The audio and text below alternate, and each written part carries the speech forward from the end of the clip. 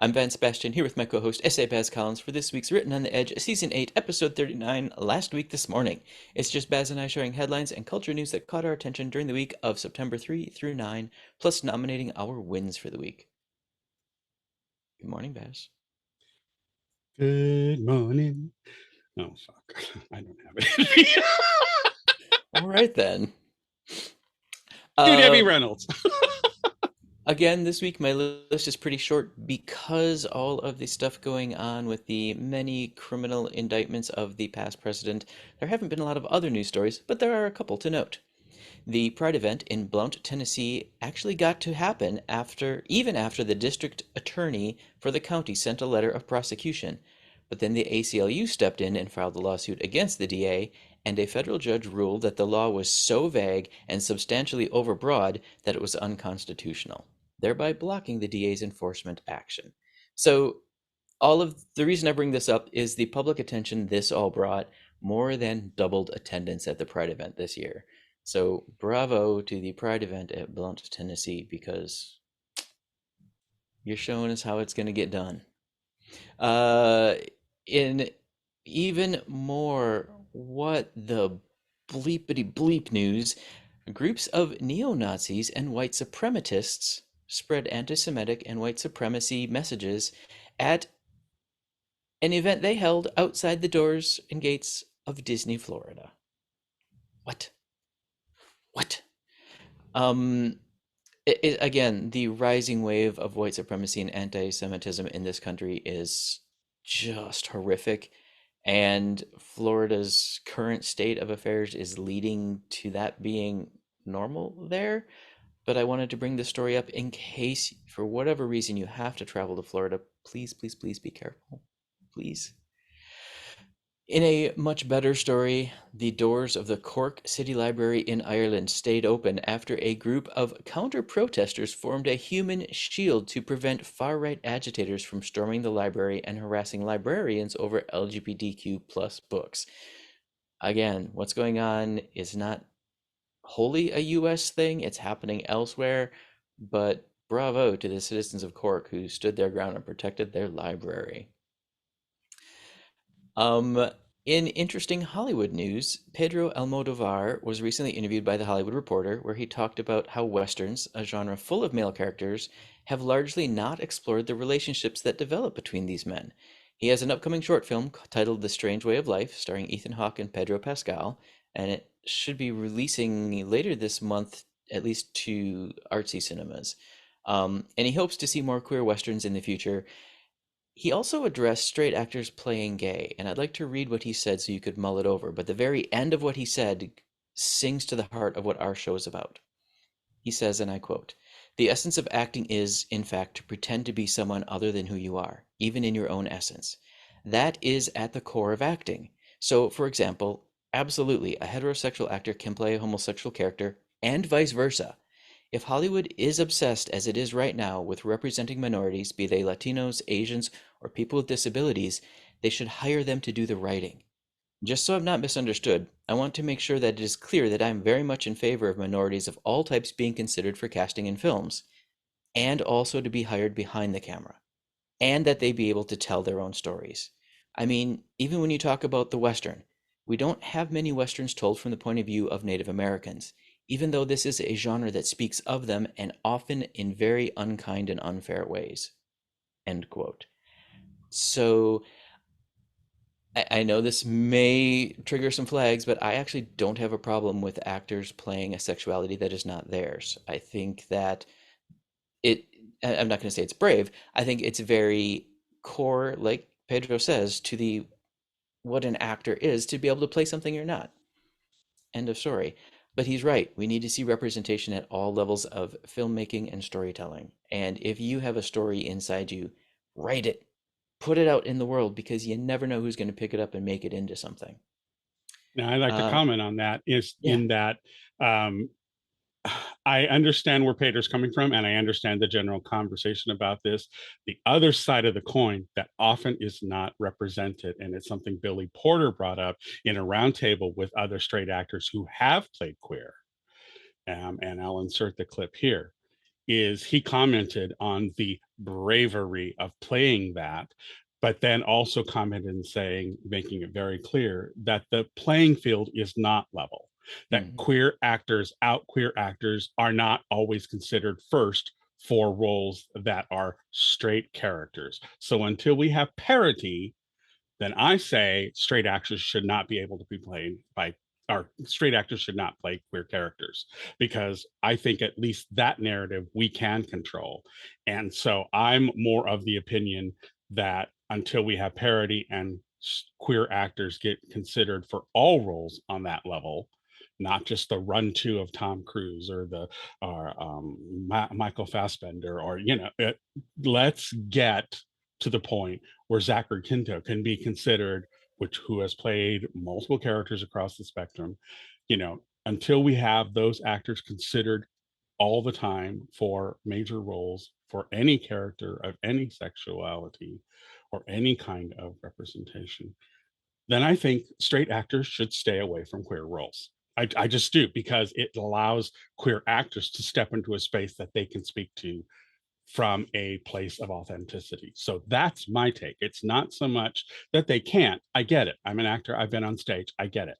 My point is that until we have parity, then they should not be given that opportunity to play those roles. And more specifically, I would like to see all of the queer folks telling the stories and Hmm. controlling and directing and producing the films, because that's where we're going to start to see the representation being cast a little more authentically. Yeah. In keeping up with the news in the battle for trans rights, the 11th Circuit, whose jurisdiction includes Alabama, Georgia, and Florida, has ruled that states can ban the use of gender affirming care for minors. And even though some of those state judges, like in Georgia, argued against this ban, the federal ruling currently supersedes those decisions. So lawsuits are being filed against it. It's going to go to a court thing. But if you're in one of those states right now, be careful, because the entire 11th Circuit just went AWOL. based. I know. After weeks of debate, the Gettysburg Area School District has rehired trans tennis coach Sasha Yates. The board tried to claim the delay was not due to her being trans, but the outpouring of love and support from the community pretty much called their BS, and they rehired her at the end. So, congratulations, Gettysburg, for doing the right thing. A new study from the Victory Institute has shown that the sheer number of anti trans bills and laws being put forth have encouraged trans citizens to run for office in record numbers. Yes! So please pay attention to your elections, local, state, and national, and support any trans candidates in your area. This is the only way we're going to start seeing change, is if change is being elected. And my final story, again, just to pat California on the back, the California Assembly voted to recognize August as Transgender History Month starting 2024. First state to do so. Bravo, California. Because we have a good governor. That's why. Yeah. Well, and apparently a good assembly. Oh, yeah. Well, yeah, it's heavily Democratic. So, What have you got? okay. So, most of mine fall under the category are the straight people okay? Because this is some wild fuckery, people. Okay, first up, and it's a doozy. TERFs are outraged over anti-woman sticker that it turns out they made themselves. I saw this story. A writer and trans activist was eviscerated on social media after trying to claim that LGBTQ activists were openly declaring war on women. Charlie Bentley Astor posted a photo of a sticker on a pole depicting a shoe in the colors of a pride flag, it's basically a Doc Martin, stomping on the word woman. Found placed over a suffragette women's rights sticker in an English town, Bentley Astor wrote, a rainbow boot crushing the word woman underfoot. The news you care see so she posted that, and there's a picture which is really funny, because if you go on Twitter, I refuse to call it the other name, now has a caution, this could be objectionable content. You have to click the view button to look at a fucking sticker of a Doc Martin stomping on the, yeah. So this is where are the straights okay comes into play. So the thing was posted. It didn't take long for users on that platform, formerly known as Twitter, to notice that the bottom right corner of the sticker showed it was created by the anti trans organization Standing for Women, founded by notorious trans exclusionary radical feminist, or TERF, Posey Parker. The organization is primarily concerned with excluding transgender women from women's spaces. And it's funny that the gays and all of our supporters of the community just lashed out. And you need to see the responses on Twitter. They are hysterical. So definitely check this story out. It is currently, the one I'm reading from is from LGBTQ Nation. So that's where the link can be found for that. So I will make sure we have that available to people so they can check it out. Next up, filed again under what the fuck straits. Florida County bans kids' book about hugging a lion. Manatee County officials have removed Christian the Hugging Lion by Justin Richardson, a 32-page children's book about two men who raise a lion named Christian in London in a London apartment. When Christian becomes too big, the two men release the lion into the wilds of Africa. When the two men go to visit Christian in Africa, they find that he remembers them. The book is based on a true story. Hmm. The district cited the Parental Rights in Education Act as the reason for removing the book from district libraries. The Parental Rights in Education Act has a line prohibiting the discussion of sexual orientation or gender identity in classrooms. While the two men, John and Ace, lived together in London and raised Christian the Lion, it is never explicitly said in the book whether the two men were in a relationship. Assumptions much? Yeah. Moving on.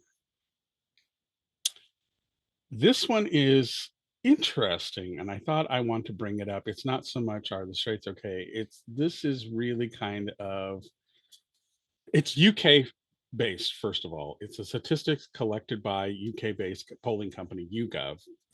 Find that a huge number of men still struggle to feel comfortable in gay bars, crying in front of their same sex friends, saying I love you to a relative of the same gender, or even applying sunscreen to a friend's back. Out of 1,982 male respondents of a 4,095 total sample size, 44% said they felt uncomfortable going to a gay bar, compared to 20% of women who said they wouldn't feel comfortable.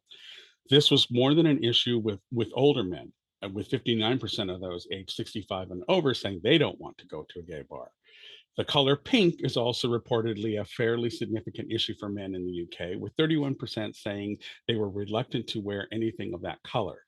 Even worse, the color pink is the concept of crying in front of your same-sex friend, with 48% of men saying doing so would make them feel uncomfortable. Comparatively, 18% of women wouldn't like to cry in front of a friend of the same gender, while 9% have issues with the color pink. Women were the only more comfortable than men in one instance, with 67% saying they wouldn't feel comfortable being naked in the same sex changing room, while 49% of men voted similarly. A large number of male respondents, 42%, also said they would feel uncomfortable applying sunscreen to the back of a friend of the same gender. Okay, I think part of this, I'm just going to say it, part of this is, and it's not a jab at the Brits, but I think British society as a whole has a lot to contribute to these numbers because I don't know that you would find that here in America. So I want to put that caveat in. I think British society and their Victorian ethics, which are dying a very slow death, that bitch is still holding on to the consciousness of Britain. Um, that I think that is playing a big factor in this. I think it's a societal thing more than it is, queers. Like I think if you talk to the youth of Britain, you would get very, very different numbers. So I just wanted to put that out there. Britain First leader implies Sam Smith is a pedophile because they wore Teletubby boots. Yes, that's where we are. Paul Golding, the leader of a far-right political group, Britain First, has insinuated that Sam Smith is a sexual predator because they wore Teletubby boots in a TikTok video. The 31-year-old unholy singer, who is non binary and uses they them pronouns, has spent much of 2023 embracing their queerness and gender identity. This included pushing the boundaries when it comes to their fashion, such as showing flesh during photo shoots, donning dresses in NSFW music videos, and rocking it up on their Gloria tour in devil attire. Smith's bold fashion choices aren't exactly unusual when considered next to the likes of Madonna or Lady Gaga, but bigots have been left consistently slack mouthed at seeing Smith wear a corset and some nipple tassels. For their latest fashion statement, Smith shared a since deleted video on TikTok in which they wore a pair of lime green knee high heeled boots, each one with a soft toy version of Teletubbies character Dipsy sewn at the top of the shaft. And there is a picture that was taken, and it's up on Pink News if you really want to see it. I think it's cute. I think they're kind of, I would wear them.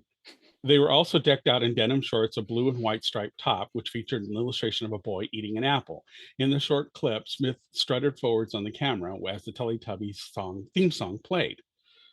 So yeah, you're a pedo if you wear Teletubby boots, because we all know Teletubbies are the secret uh, grooming tool of children. I, I get lost halfway through that sentence. Anyways, to follow up on a story from Vance, GMA's Robin Roberts and wife Amber Lane shared stunning wedding pics that are now up available on Robin Roberts' uh, Twitter, and I'm assuming if they have Instagram, they're up there as well. But really lovely pictures, beautiful. Looks like the wedding was gorgeous. So happy for them, and I really hope that they have many, many happy years together. So I just wanted to share that. That's up on QueerT. You can go check out the pics that they posted. Lovely, lovely stuff. And lastly, in my religion, our straight people, our religious people, okay. Anti-LGBTQ pastor Greg Locke went into a bizarre frenzy while talking about deliverance to his congregation at the Global Vision Bible Church in Tennessee.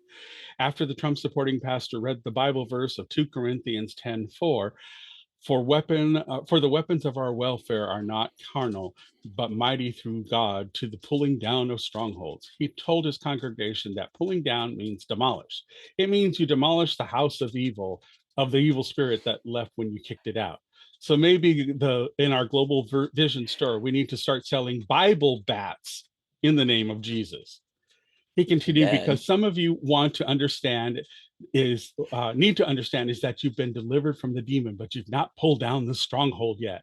You've got to get rid of the triggers that on that iPhone. You've got to get rid of the triggers on that Netflix. You've got to lose her number. You got to lose his number. The demon comes out when you expel it, he says. The stronghold comes down when you demolish it with the Bible. He then dropped the mic, grabbed the Bible wrapped baseball bat, and frantically started smashing a Barbie dream house. Bitch, what the fuck? And why haven't Christian baseball players done this? The power of Christ compels you. The power of Christ compels you. The power of Christ compels you. The power of Christ compels you. I'm going to insert that in here. So that's what I have for winners of the news for this week. Some like general fuckery of what? so who won your What? week? Yeah, I know. Yeah. Yeah. So who won your week? This is going to be a bizarre one.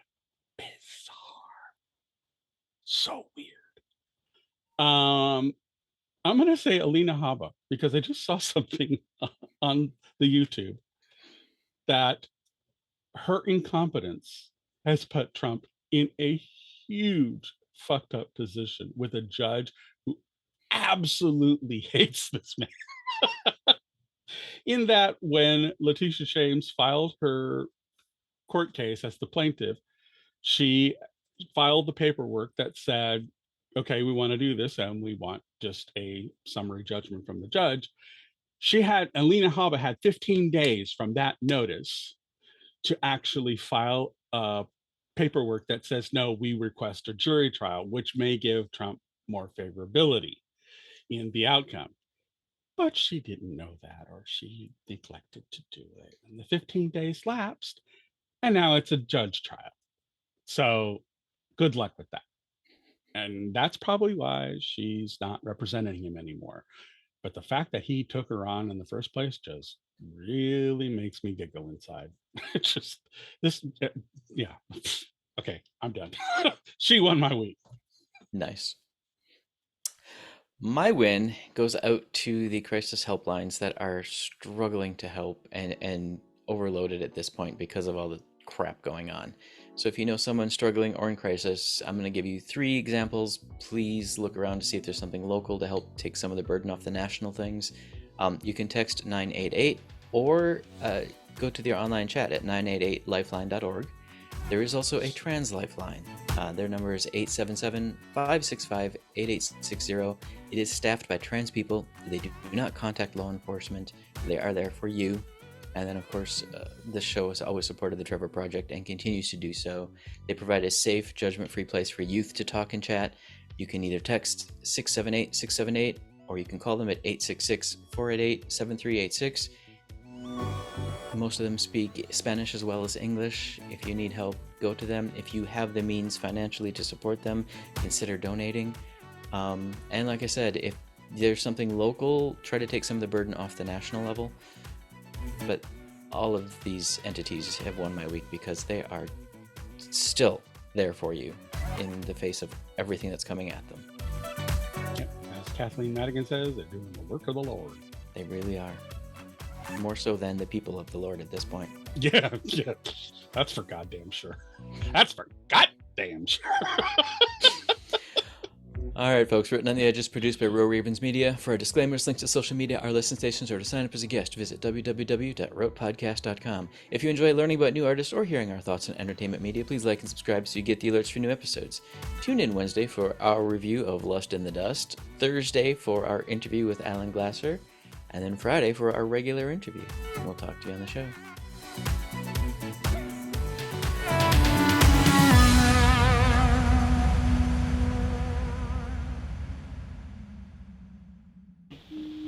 Oh, what's that?